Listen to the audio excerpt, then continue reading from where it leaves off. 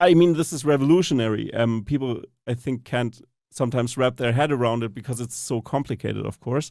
The other thing too is Tesla needs to make Mhm. sure when they go into a new market that the customers aren't waiting too long.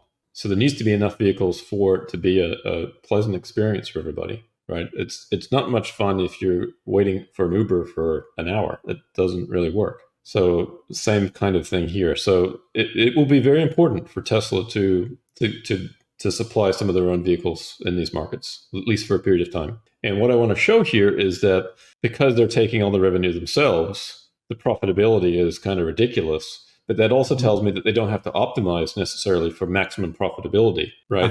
They might make their cars like kind of second tier and say, okay, well, we'll deploy our vehicle only if we need to. Otherwise, it's just going to sit here, right? Or something like that. Like Tesla doesn't have to This makes compete. sense. They don't have to compete with you and I or the fleet operator in these markets. They're there to kind of serve as kind of the backup if need be. Yeah, and they can still make a lot of money. Yeah, they could just have a drone hub where they have their car drones and they just be spewed out, or maybe at the supercharger locations there are 4 Teslas ready for the fleet if necessary. I mean, this is just a crazy scenario. Of course, these cars need to be maintained too, so it has to be something like a gas station or something like this. I'm just thinking around. Yeah. So maybe on the low end of this chart, instead of 30%, I could have gone to 20 or even 10% to see what that looked like. And you can probably tell directionally what it might look like. It's still going to be a pretty significant amount of revenue, even at that. But it's going to be interesting to watch this unfold. And then if we go to the next page, the profitability at the low end at 30%, it's 25,000, which, if you recall, was the high end in the other scenarios. Yeah. And then the high end here is $57,000 per vehicle per year. Is crazy. That seems highly unlikely to me. Yeah. Yeah, that's a good vehicle every year that they can pump out. Like every year the Tesla's utilized, they can clone it almost every year.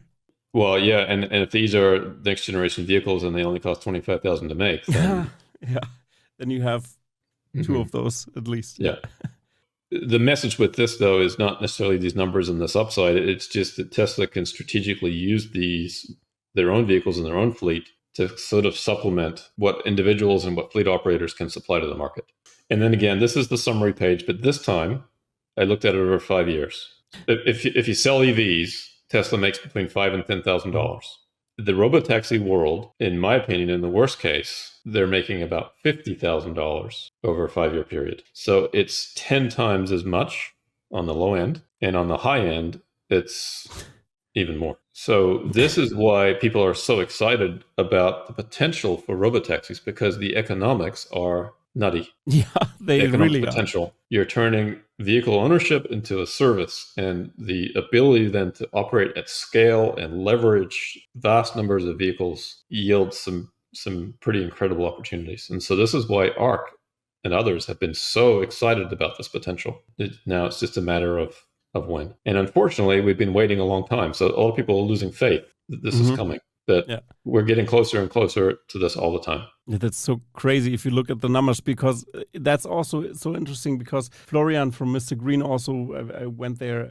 They are small, or not a small, but in comparison to other fleet operators like Hertz or something, they are small leasing company in Europe it's growing pretty fast, and they just keep their cars. And when you see a model like this, it makes sense. They are really speculating. All the value also is of course, in the leasing business, they have great services that they also use and help their customers. If customer service pretty good, that's also the value proposition. But the big one is, of course, they keep the cars. Again, they keep the cars. They're already doing that, and they are already modeling that into, or considering these kind of models, even on the low end, in their value proposition of their company, or their. Yeah, I would say Florian was one of the first people to recognize this opportunity, and he's beautifully, and his team have beautifully positioned their company for this opportunity. The question is how long do they have to wait for this to become a real opportunity? But they certainly will be as ready as anybody could be ready Mhm. when robotaxi becomes a thing. Yeah, Yeah. they're sadly on the wrong continent, if you would say that, because of course in the US the FSD will be deployed at first because we have this beautiful red tape bureaucracy in Germany, and of course Tesla needs to gather more data. It's also very important Mhm. because also I think we have to consider that FSD works super well in the West Coast, and that's something that's very Right. important because they are the most Teslas that are deployed. There's the most data they have available about the streets and everything. And when you move over more and more to the Midwest, and then you kind of tell, okay, it's FSD isn't as good as in California, for example, and that's something to keep in mind. That means it needs to take some, of course, to take some time to get FSD really deployed, like globally, of course. And also in Germany, it's very different. And then when you go over the border, Switzerland is different again. The roads are different. Also the markings are different. For example, on my way home, I have a bicycle lane, and they are separated just by a stone curb. For me, an indicator, yeah, that's the road, but not a white line. And that's a problem for the car. Then he thinks, the bike lane. And I'm like, And also these small islands we have also where there are some crossings. Sometimes it's very narrow, and the car would just get some rash on the wheels if I wouldn't take over, for example. But that's just my drive to work every day. I think I'm gonna make a small video about that someday. But but these kind of things, we need data. It needs to be developing. But how do you think these things will develop? How can they tackle that? Yeah, from my perspective, if it was a problem, if it was where they had to program the vehicle to deal with all these different things, it would take them forever to do it. Yeah.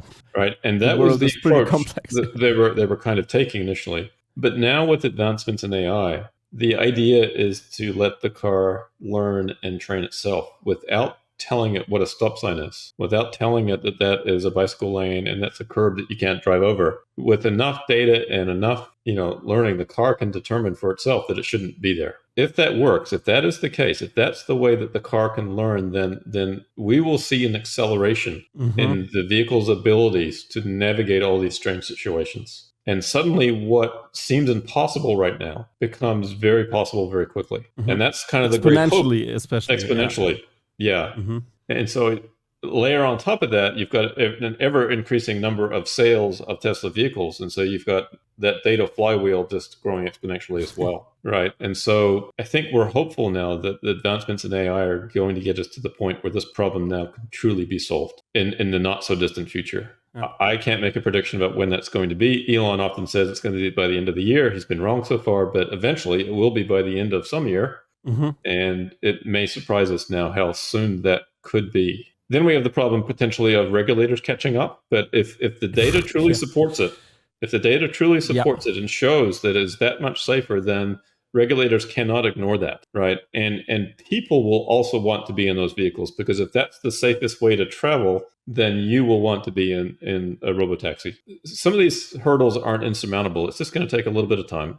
Yeah, absolutely. And what I find so interesting, like you've mentioned, there's this irrational, when I also talk with people who don't own a Tesla actually, and they see that I always do I just have lane keeping. It's just normal lane keeping, like the autopilot lane keeping standard thing. I didn't purchase the FSD pack because, of course, I will wait a little bit until I see a movement with regulators here, and then I'm gonna jump over it. But right now, when I talk to people, they're like, I can't imagine letting my car drive. But I think this is the same rationale they use when you compare it with airplanes. You always think airplanes are less safe than a car ride, but actually it's the opposite.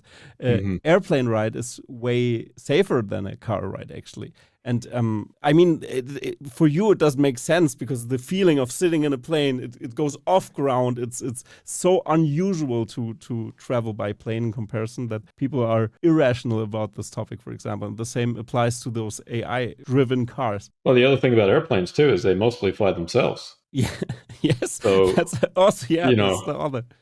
If we're comfortable doing that, then having a car drive us around, we'll get used to that very quickly as well. It'll feel very normal very quickly. Right now, it may feel a little strange. And I have FSD in my car, so it's been an interesting experience, and it's amazing how comfortable you get with it. So, for example, just tell you a quick story. My mom, who lives in Canada, came to see us. And I picked her up at the airport, and we took FSD home. And initially, she might have been a little apprehensive. The next night, we're coming home from dinner, and we might have had a little bit to drink, but we weren't over the limit or anything. But she asked me if I could have the car drive itself home.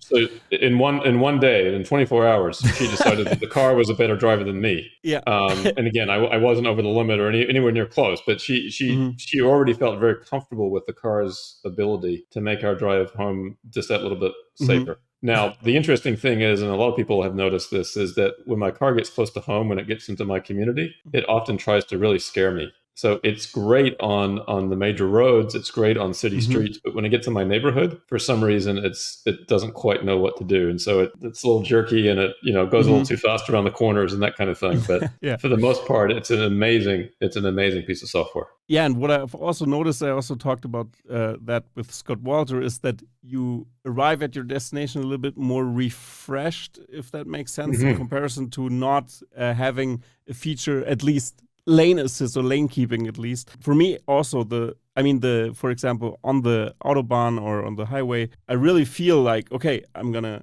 engage. And just, of course, lane changing, I still have to disengage for 1 sec, then put it in. I'm so sure that the Tesla will brake and will accelerate at the right moment, because this is pretty good. And on a highway, it's such a difference, because I don't have to, of course I watch the road, but if you don't do that, of course it will disengage, and then you get penalties. And if you have 5 penalties, then you can't even engage it anymore, and you're like in the prison, if you could say so. But I really notice it when I arrive at the destination, that I'm more refreshed, and this is so interesting. That's why also the model you've been through, there is so much value in this. Also from the side of the user, me as a customer of this system, of these systems, if Tesla deploys it or if a fleet operator deploys it, is so valuable for me, because the cost of a mile driven will be substantially lower for me as a customer. So that's a win-win-win situation for everybody involved, the fleet operator, Tesla, and also the end customer in that sense. And of course, this will pressure. This is revolutionary. People, I think, can't sometimes wrap their head around it, because it's so complicated, of course. Yeah, it makes sense to look into this, because it has such a huge upside.